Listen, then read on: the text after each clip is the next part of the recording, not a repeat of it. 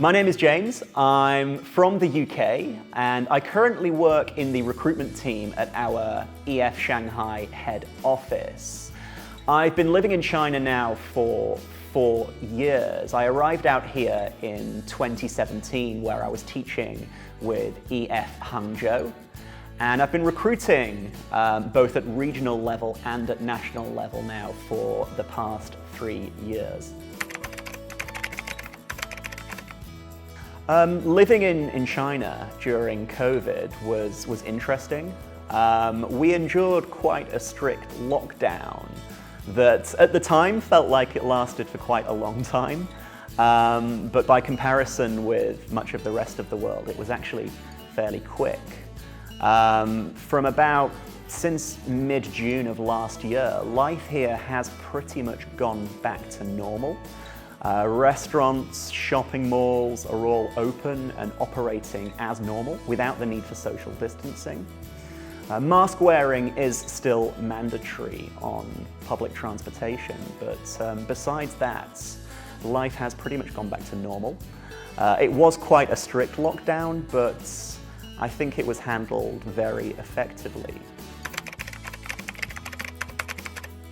Unfortunately, it's not possible to travel overseas, but it is possible to travel to most places within China.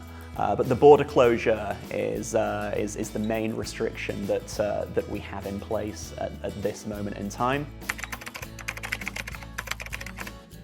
Well, I've been lucky enough to live in 2 different cities across China.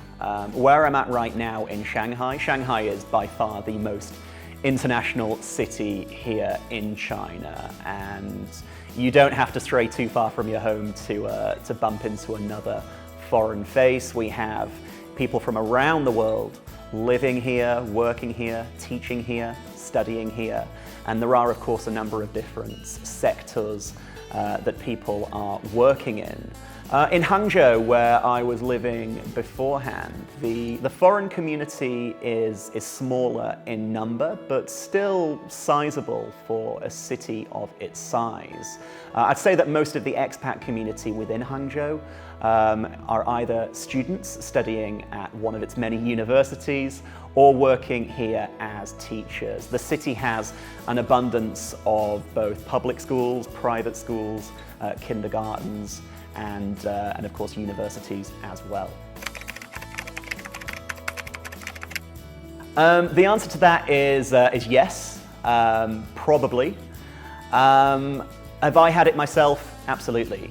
I tend to find that when I'm at the Bund in Shanghai or at the West Lake in Hangzhou, your kind of major tourist areas, that's where I encounter this most often. Normally it's someone coming over asking to take a picture, or maybe trying to strike up a conversation so that they can practice their English. I think the thing to remember with regards to this is that it's largely out of curiosity and not hostility. I have some friends who have some quite distinctive hairstyles, and they've encountered people coming over asking if they can touch their hair. And in most cases, whilst it can be a little bit intrusive at times, I think it's worthwhile responding to that in a positive manner. Like I said, it's largely out of curiosity as opposed to hostility. Just maintain a friendly approach to if you are sometimes asked.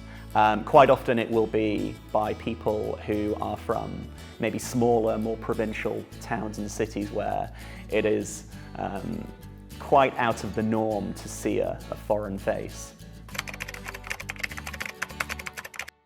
I think that it's worthwhile keeping up to date with news and current affairs and keeping an eye on the climate and the current situation, but it shouldn't make you fearful in any way. As for going about your everyday life, the vast majority of Chinese nationals will be very warm, very welcoming, and very open to you, regardless of the current political climate. If you're interested in learning more about teaching English in China, please visit our website at englishfirst.com and be sure to check out our social media.